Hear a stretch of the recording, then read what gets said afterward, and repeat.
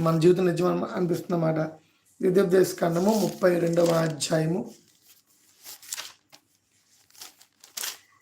11వ వచనం. రైట్. పక్షిరాజు తన గూడు రేపి తన పిల్లలపైన అల్లాడుచు రెక్కలు చాపుకొని వాటిని పట్టుకొని తన రెక్కల మీద వాటిని మోయినట్లు యెహోవా వారిని నడిపించును.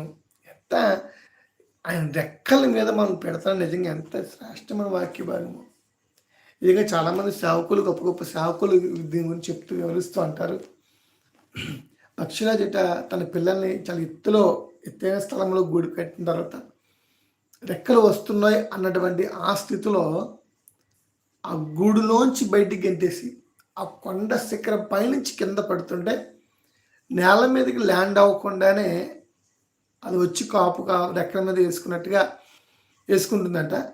సో అది ప్రయత్నం చేస్తే, అది ఎగడానికి ప్రయత్నం చేస్తే కనుక అది విజయం సాధించినట్టే. ఒకవేళ ప్రయత్నం చేయలేకపోతే కనుక అది పడేలోపు మళ్ళీ ఆ పక్షిరాజు వచ్చి తన రెక్కల మీద మనం వేసి మళ్ళా గూడులో పెడుతున్నట్టుగా వాక్యం మనకి పెట్టినట్టుగా చెప్తూ ఉంటారు. వాక్యం సెలవు ఇచ్చినారు. పక్షిరాజు కూడా ఎక్కువగా